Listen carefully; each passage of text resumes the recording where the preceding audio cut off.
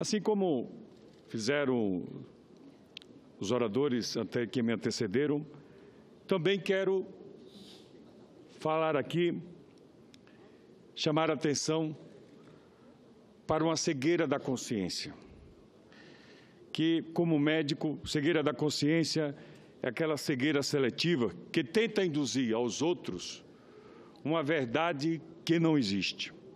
Pois bem, eu estou no PSDB e no pouco tempo que eu tenho convivido com o senador Tasso Gereissati, nosso atual presidente, em nenhum momento ouvi o seu desejo de assumir a presidência desse país. Se ele o tem, não manifestou para nenhum de nós, até então que eu saiba. Essa é a verdade. E falar além da verdade, com toda certeza, não é justo para o povo brasileiro. O PSDB não é culpado somente por essa crise política, moral, ética, econômica, fiscal que aí está. Não querer enxergar isso é ser cego, talvez cego de forma coletiva, ou querendo espalhar essa cegueira para toda a nação brasileira. O caos que aí está, ele não veio de agora. Eu não votei em Temer, eu não votei em Dilma. Tinha minha consciência muito tranquila com relação a essa questão. Mas não devemos fugir de forma nenhuma dos enfrentamentos. E devemos sempre, absolutamente sempre, pregar a verdade. Falar a verdade para o tão sofrido povo brasileiro. Repito, em nenhum momento ouvi do senador Tasso Gereissati o seu desejo de ocupar o lugar na presidência da República. Essa é a verdade. Sejamos sinceros com nós mesmos, sejamos sinceros com o povo brasileiro. Eu, senhor presidente, ocupo mais uma vez a tribuna desta casa para fazer uma reflexão a respeito dos desdobramentos da imensa crise que envolve o país e todos os cidadãos desta nação. O auge da tal crise, como presenciamos, deu-se há 2 semanas, com nefastos acontecimentos fartamente relatados pela mídia nacional e mundial, ocorridos aqui na esplanada do Ministério. Pois bem, devemos nos ater a alguns pontos que precisam ser respondidos para que possamos compreender a dimensão da nossa responsabilidade no presente contexto político-social pelo qual passa o nosso país. As primeiras questões seriam: como chegamos a esse ponto? E o que desejam essas pessoas? E o que fazemos para atender aos anseios da nossa gente, do povo brasileiro? Estas, sem dúvidas, são perguntas que vão nos auxiliar a desenvolvermos e aprimorarmos a nossa conduta nesta casa, com a missão do nosso trabalho, que é de forma muito objetiva, mas que precisa ser eficaz para que alcancemos resultados mais positivos para todos os brasileiros. Em termos de previsão de crescimento econômico, no início deste ano, 5 instituições financeiras fizeram projeções para o Brasil em 2017. O Fundo Monetário Internacional previu o PIB do Brasil em torno de 0,2%. O Boletim Focus previu que o Brasil iria crescer 0,5%. Já o setor econômico da Organização das Nações Unidas previu que o nosso crescimento estaria da ordem de 0,6%. A Standard & Poor's previu que o nosso país iria crescer 0,93%. E, por fim, o Itaú BBA estimou o nosso crescimento em torno de 1% em dados constados da publicação da revista Exame de 18 de janeiro de 2017. Pois bem, senhora presidente, de acordo com as informações do Portal Brasil, publicadas no dia 17 de maio deste ano, após medidas tomadas pelo governo, tais como o congelamento dos gastos governamentais por 20 anos, a liberação de saques das contas inativas do Fundo de Garantia do Tempo de Serviço, o empenho contra a inflação e a valorização do real frente ao dólar, a economia começou a emitir tímidos, porém concretos sinais de aquecimento. O Banco Central informou, por exemplo, que já no 2º mês do ano, a diferença em crescimento para janeiro fora de 1,31%. Ou seja, Ainda, segundo informações oficiais do Portal Brasil, já no primeiro trimestre de 2017, a economia mostrava sinais de recuperação. Pois bem, senhor presidente. Mas então, senhores e senhoras senadores, nos vemos diante da necessidade de respondermos uma outra questão. Se estamos vivenciando um momento de recuperação em nossa economia, como explicar a imensa insatisfação popular? As dificuldades, temos ciência, são imensas. E só para citar uma delas, hoje amanhecemos com a notícia de que o desemprego no país atinge a casa dos 14 bilhões de trabalhadores. Os dados foram divulgados esta manhã pelo IBGE e fazem parte da Pesquisa Nacional por Amostragem de Domicílio, o PNAD contínua.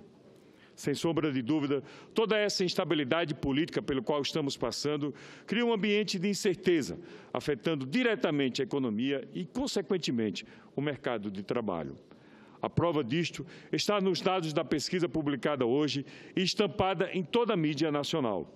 Segundo os dados contidos no estudo, há um ano, no mesmo período, havia no Brasil 11,4 milhões de pessoas sem emprego. Este era um número alarmante e, na ocasião, eu e muitos de nós utilizamos esta tribuna para denunciar essa situação e cobrar medidas efetivas do governo. Agora, o contingente chega a 14 milhões de brasileiros. Em apenas um ano, o país perdeu 1,2 milhão de empregos com carteira assinada.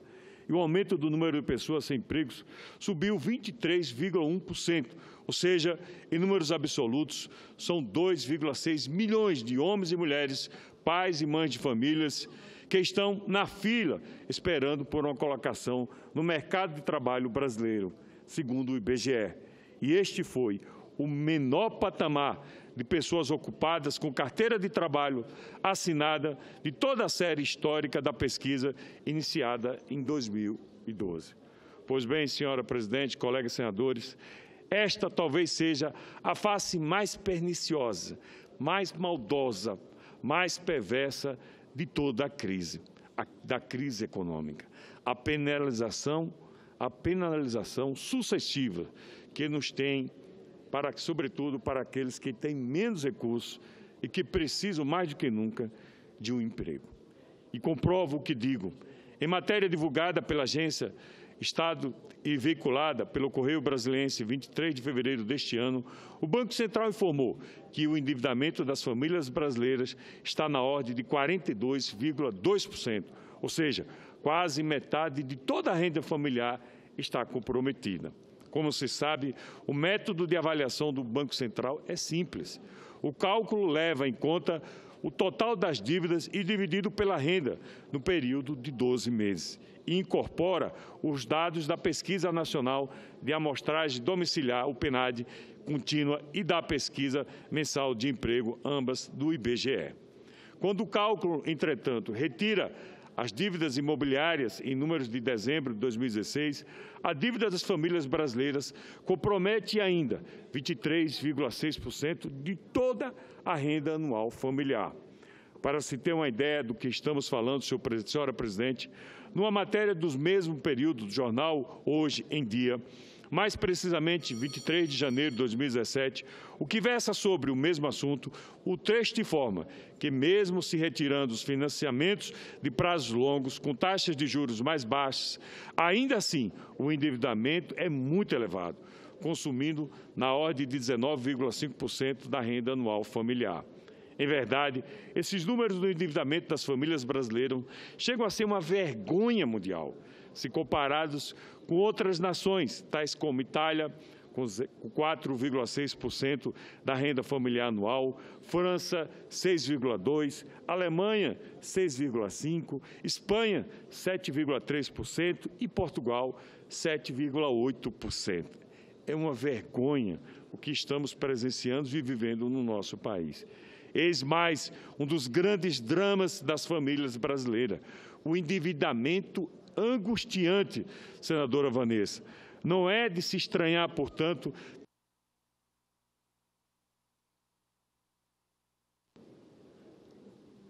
tamanha insatisfação que domina boa parte da parcela do povo brasileiro.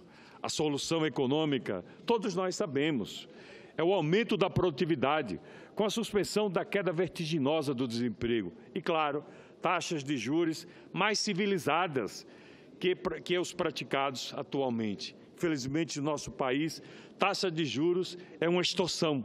Cheque especial 300%, cartão de crédito que passa 500%, é uma verdadeira extorsão. Só assim, as famílias brasileiras teriam condições, com mais produtividade, mais emprego, de continuar pagando as suas contas e retomando o poder aquisitivo para suprir as suas necessidades. Deste modo, senadora Vanessa, digo que estamos vivendo, sim, uma crise de proporção colossal, que vai além, muito além da crise política, cujos desdobramentos atingem toda a população brasileira, direta ou indiretamente, mas, sobretudo, os mais pobres e os mais necessitados. Precisamos, pois, continuar trabalhando incansavelmente até que o país tenha retornado aos trilhos e que possamos, portanto, todos ter, pelo menos, um pouco de paz e a esperança restabelecida. Muito obrigado, senadora Vanessa.